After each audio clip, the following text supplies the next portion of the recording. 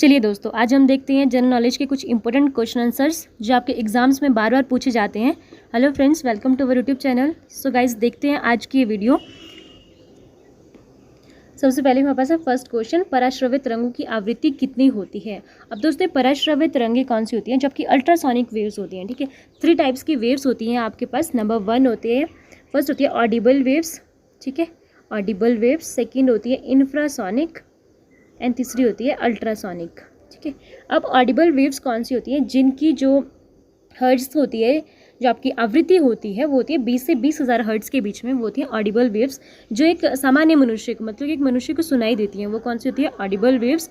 Infrasonic होती है, जिसकी आवृत्ति 20 हर्ट्ज से कम होती है। ठीक है, इसमें ऑप्शन नहीं दिया है, जिसकी आवृत्ति 20 हर्ट्ज से कम होना। ठीक है, जिसकी आवृत्ति 20 हर्ट्ज से कम होगी वो होती है इंफ्रासोनिक, अवश्रव्य तरंगे, अवश्रव्य। एंड जिनकी आवृत्ति होती है 20,000 हर्ट्ज से ज़्यादा, ठीक है, ऑप्शन बी 20,000 हर्ट्ज से ज़्यादा होती है पराश्रव्य तरंगे, यानी आपकी अल्ट्रासोनिक वेव्स बोलती हैं जिनको। ठीक है, नेक्स्ट क्वेश्चन हमारे पास, डूरंड कप का संबंध किस खेल से है। तो ये डूरंड कप, ठीक है, इसका खेल आपके पास 4 ऑप्शन है, हॉकी, क्रिकेट, फुटबॉल या जूडो। तो उसका राइट आंसर क्या है, फुटबॉल। डूरंड कप किससे संबंधित है, फुटबॉल से। नेक्स्ट क्वेश्चन, अभिज्ञान शकुंतलम के लेखक कौन है। अब अभिज्ञान शकुंतलम क्या है, एक बुक है, तो एक लव स्टोरी बेस्ड है। ये इसको लिखा गया है, तो किसने लिखा गया है, इस पे love story Raja Dushyant and Shakuntala की, इनसे रिलेटेड एक लव स्टोरी है, इनके विवाह से रिलेटेड, प्रणय इस तरह से रिलेटेड, मतलब पूरी स्टोरी है। तो उस पर बेस्ड एक बुक लिखी गई है। इसके लेखक कौन है, तो आपके पास ऑप्शन है कालिदास, मुंशी प्रेमचंद, रविंद्रनाथ टैगोर या जयशंकर प्रसाद। तो राइट आंसर क्या है, कालिदास। कालिदास ने क्या लिखी है, अभिज्ञान शकुंतलम। गाइस, आपने मुझे और भी बुक्स के बारे में बताना है कि कालिदास ने कौन कौन सी बुक्स लिखी हैं। प्लीज़ कमेंट में जरूर लिखकर बताएं कि कालिदास ने और कौन कौन सी बुक्स लिखी हैं। नेक्स्ट क्वेश्चन है, भारत के पहले कानून मंत्री कौन थे। तो आपके पास 4 ऑप्शन है, डॉक्टर सर्वपल्ली राधाकृष्णन, डॉक्टर भीमराव अंबेडकर, सरदार वल्लभ भाई पटेल या अबुल कलाम आज़ाद। तो जो भारत के पहले कानून मंत्री थे वो कौन थे, doctor Bhimrao Ambedkar is right answer. Bharat के पहले कानून मंत्री, लॉ मिनिस्टर, ठीक है, कौन थे, भीमराव अंबेडकर। अब जो आपके पास डॉक्टर सर्वपल्ली राधाकृष्णन है, ये भी तो कुछ रहे होंगे। तो ये फर्स्ट क्या थे, भारत के वाइस प्रेसिडेंट। ठीक है, वाइस प्रेसिडेंट फर्स्ट रहे, एंड सेकेंड क्या रहे, ये प्रेसिडेंट ऑफ इंडिया। ठीक है, 1952 से 62 तक ये वाइस प्रेसिडेंट रहे, 62 टू 67, 1962 से 67 तक ये क्या रहे, भारत के राष्ट्रपति। ठीक है, नेक्स्ट है सरदार वल्लभ भाई पटेल। तो सरदार वल्लभ भाई पटेल आपने सुना होगा, भारत के लौह पुरुष, किनको बोलते हैं, सरदार वल्लभ भाई पटेल को। एंड ये भारत के पहले क्या रहे, उप प्रधानमंत्री। ठीक है, नेक्स्ट है कौन, अबुल कलाम आज़ाद। तो ये भारत के, मतलब कि जो प्रसिद्ध भारतीय मुस्लिम विद्वान थे, ठीक है, कवि भी थे, लेखक एंड पत्रकार भी थे ये। इन्होंने भारतीय जो ये स्वतंत्रता सेनानी भी थे, और उन्होंने खिलाफत जो आंदोलन हुआ था उसमें इनकी बहुत महत्वपूर्ण भूमिका रही थी। नेक्स्ट क्वेश्चन है हमारे पास, सन 1907 में शुरू किया गया साहित्य का प्रथम नोबेल पुरस्कार किसे दिया गया था। तो जो साहित्य लिटरेचर का जो फर्स्ट नोबेल प्राइज था वो किसको दिया गया था, आपने ऑप्शन से बताना है, Rudyard Kipling, Rabindranath Tagore, Mother Teresa, Rudolf Christoph. तो राइट आंसर क्या है, रुडयार्ड किपलिंग। रुडयार्ड किपलिंग को 1907 में लिटरेचर का नोबेल प्राइज दिया गया था। नेक्स्ट क्वेश्चन है, सम्राट अशोक ने किस युद्ध के बाद बौद्ध धर्म अपना लिया था। तो कौन सा युद्ध था, इन 4 में से आपने बताना है कि किस इस युद्ध के बाद जो आपके सम्राट अशोक थे उन्होंने बौद्ध धर्म को अपना लिया था। तो आपके पास ऑप्शन है कलिंग युद्ध, हल्दीघाटी युद्ध, चौसा युद्ध या इनमें से कोई नहीं। तो राइट आंसर क्या है, कलिंग युद्ध। कलिंग युद्ध के बाद सम्राट अशोक ने क्या, बौद्ध धर्म को अपना लिया था। ठीक है, ये मौर्य सम्राट अशोक एंड कलिंग के बीच में हुआ था, 261 ईसा पूर्व में युद्ध हुआ था। ठीक है, कलिंग युद्ध। नेक्स्ट क्वेश्चन देखते हैं दोस्तों, मैंने आपके लिए इंडियन जो नोबेल प्राइज़ विनर्स थे उसकी लिस्ट भी लाई है कि किस किसने नोबेल प्राइज़ कब कब लिया है। सबसे फर्स्ट है रविंद्रनाथ टैगोर। रविंद्रनाथ टैगोर को लिटरेचर के लिए मिला था, साहित्य के लिए 1913 में। नेक्स्ट है डॉक्टर चंद्रशेखर वेंकट रमन, सीवी रमन। ठीक है, इनको सीवी रमन को किसके लिए मिला था, फिजिक्स के लिए मिला था 1930 में। किसकी खोज की थी इन्होंने, रमन इफेक्ट की। ठीक है, उसी के नाम पे सीवी रमन, एंड इन्होंने अपने उस पर ही अपना रमन इफेक्ट नाम दिया था उसको। रमन इफेक्ट के लिए उनको 1930 में मिला था। एंड हरगोविंद खुराना, इनको चिकित्सा विज्ञान के मेडिसिन में मिला था 1968 में। एंड मदर टेरेसा, इनको मिला था शांति के लिए, पीस के लिए 1979 में। एंड सुब्रमण्य चंद्रशेखर को मिला था भौतिकी यानी फिजिक्स के लिए 1983 में। एंड जो आपका अमर्त्य सेन को मिला था इकोनॉमिक्स के लिए 1998 में। तो 1969 से पहले सिर्फ 5 ही क्षेत्रों में दिया जाता था नोबेल प्राइज़, एंड 1969 के बाद ये 6 क्षेत्रों में दिया जाता था, तो उसमें इकोनॉमिक्स को भी ऐड किया गया।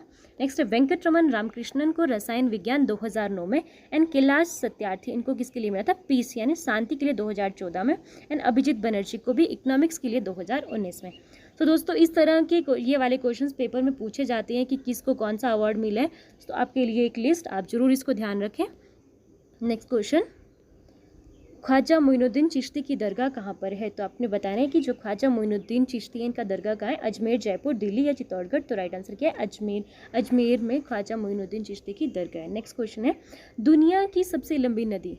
अब आपने बताना है कि दुनिया की सबसे लंबी नदी कौन सी है, तो राइट आंसर क्या है, नील नदी। ठीक है, सबसे बड़ी नदी कौन सी है, अमेजन नदी। नेक्स्ट क्वेश्चन है, कौन सा खनिज हृदय की धड़कन को नियंत्रित करता है? तो आपने बताना कि कौन सा इसमें से ऐसा खनिज है जो हृदय की धड़कन को नियंत्रित करता है। तो ऑप्शन आपके पास पोटेशियम, जस्ता, तांबा, एल्यूमिनियम। तो राइट आंसर क्या है, पोटेशियम। पोटेशियम का सिंबल क्या आता है, के से पोटेशियम को डिनोट किया जाता है। इसका एटॉमिक नंबर कितना है, 19। ठीक है, 19, एंड डिनोटिंग सिंबल है के, एंड एटॉमिक नंबर है 19। जस्ता, जस्ता क्या होता है, जिंक। ठीक है, Zn इसका डिनोटिंग सिंबल, एंड इसका एटॉमिक नंबर कितना है, 30।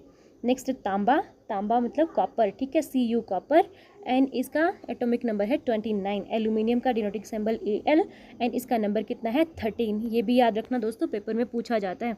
नेक्स्ट क्वेश्चन है, मलेरिया की दवा कुनैन, ठीक है, किस पौधे से प्राप्त की जाती है? तो आपको पता है कि मलेरिया किससे होता है, मादा एनाफ्रीज मच्छर के काटने से मलेरिया होता है। उसकी दवा कौन सी दवा होती है, कुनैन। वो कौन से पौधे से प्राप्त की जाती है, यूकलिप्टस, पीपल, सिनकोना, उपरोक्त सभी। तो राइट आंसर क्या है, सिनकोना। सिनकोना की छाल से कुनैन को प्राप्त किया जाता है। कुनैन क्या है, मलेरिया की दवा। और कहाँ से प्राप्त होती है, पौधे से प्राप्त होती है। नेक्स्ट क्वेश्चन है, दुनिया में सबसे बड़ा जीवित पक्षी कौन सा है? तो आपके पास 4 ऑप्शन है, शुतुरमुर्ग, हमिंगबर्ड, बाज या गिद्ध। सबसे बड़ा जीवित पक्षी कौन सा है, शुतुरमुर्ग, राइट आंसर। एंड सबसे छोटा बर्ड कौन सा, हमिंग बर्ड। नेक्स्ट क्वेश्चन है, प्रोटॉन की खोज किसने की थी? तो आपके पास 4 ऑप्शन है, रदरफोर्ड, चैडविक, गॉल्स्टीन, अल्बर्ट आइंस्टीन। तो राइट आंसर क्या है, रदरफोर्ड। रदरफोर्ड ने किसकी खोज की थी, प्रोटॉन की। ठीक है, आपको मैंने एक ट्रिक भी बताई है, इथ पर नाच, एंड अलग से एक वीडियो भी मैं डाल दूंगी इसकी कि प्रोटॉन, इलेक्ट्रॉन एंड न्यूट्रॉन्स की खोज किसने की थी। तो इथ, ई से इलेक्ट्रॉन, इलेक्ट्रॉन की खोज की थी जे थॉमसन ने। पर मतलब प से प्रोटॉन, एंड र से रदरफोर्ड। प्रोटॉन की खोज किसने की थी, रदरफोर्ड ने। नाच का मतलब न से न्यूट्रॉन, एंड न्यूट्रॉन की खोज की थी चैडविक ने। तो आपने याद रखना है। नेक्स्ट क्वेश्चन, किस संविधान संशोधन द्वारा पंचायती राज व्यवस्था, किस संविधान संशोधन के द्वारा पंचायती राज व्यवस्था लागू की गई थी? तो आपने बताना है कि जो पंचायती राज व्यवस्था थी वो किस संविधान संशोधन द्वारा लागू की गई थी। 71 संविधान संशोधन, 72, 73, 74। तो राइट आंसर क्या है, 73rd अमेंडमेंट हुआ था। 73rd कब हुआ था ये, 1992। ठीक है, इसके द्वारा संविधान पंचायती राज व्यवस्था को लागू किया गया था। नेक्स्ट क्वेश्चन है, शांति निकेतन की स्थापना किसने की थी? तो 4 ऑप्शन है, कालिदास, स्वामी विवेकानंद, सुभाष चंद्र बोस या रविंद्रनाथ टैगोर। तो शांति निकेतन की स्थापना किसने की थी, option D, right answer Rabindranath Tagore. Next question है, किसके शासनकाल के दौरान प्रथम बौद्ध संगीति का आयोजन किया गया था? जो फर्स्ट बौद्ध संगति थी वो किसके टाइम पे हुई थी? तो बस 4 ऑप्शन है, बिंबिसार, अजातशत्रु, उदयी, इनमें से कोई नहीं। तो राइट आंसर क्या है, अजातशत्रु। अजातशत्रु के टाइम पर प्रथम बौद्ध संगति हुई थी। ठीक है, 483 ईसा पूर्व, 483 ईसा पूर्व में पहली बौद्ध संगति हुई थी। किसके टाइम, कौन थे, अजातशत्रु। नेक्स्ट है, अर्थशास्त्र के क्षेत्र में पहला नोबेल पुरस्कार कब दिया गया था? तो इकोनॉमिक्स में पहला जो नोबेल प्राइज़ था वो कब दिया गया था, 1969 में। ठीक है, 1969 में इकोनॉमिक्स के लिए पहला नोबेल प्राइज़ दिया गया था। एंड जो फर्स्ट इंडियन को मिला था 1998 में, और मैंने उसका नाम क्या बताया था आपको, अमर्त्य सेन। ठीक है, इनको मिला था 1998 में। और वैसे 1969 में 6 क्षेत्र कौन सा जोड़ा गया था, ये इकोनॉमिक्स को जोड़ दिया गया था। उससे पहले सिर्फ 5 ही क्षेत्रों में नोबेल प्राइज़ दिया जाता था।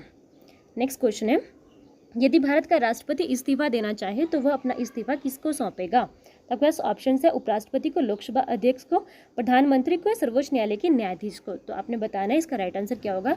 हमारे राष्ट्रपति अगर इस्तीफा देना चाहें तो अपना इस्तीफा किसको देंगे, राइट आंसर क्या, उपराष्ट्रपति। गाइज आपने एक कमेंट में लिखकर बताना है कि अभी प्रेजेंट में जो भारत के राष्ट्रपति हैं वो कौन से हैं और कौन से नंबर के वो राष्ट्रपति हैं। नेक्स्ट क्वेश्चन है, सिकंदर ने भारत पर कब आक्रमण किया? आपके पास ऑप्शन हैं 326 ईसा पूर्व, 300 ईसा पूर्व एंड 483 एंड 563। तो सिकंदर ने जो भारत पर आक्रमण किया था वो कब किया था? 326 ईसा पूर्व, ठीक है। और सिकंदर ने भारत पर कितनी बार आक्रमण किया? 17 बार आक्रमण किया। नेक्स्ट क्वेश्चन है, गौतम बुद्ध द्वारा देह त्याग की घटना को बौद्ध धर्म में क्या कहा गया है? जो गौतम बुद्ध थे उनकी कुछ अपने मतलब कि उन्होंने घटनाएं इस तरह से लिखी गई थी, अपने धर्म में कुछ उनके अलग अलग नाम दिए थे। तो जो देह त्याग की घटना थी तो उसको किस नाम से दिया गया था? ऑप्शन है महापरिनिर्वाण, निर्वाण, महानिष्कर्म, मुक्ति। तो राइट आंसर क्या? महापरिनिर्वाण। महापरिनिर्वाण को क्या था?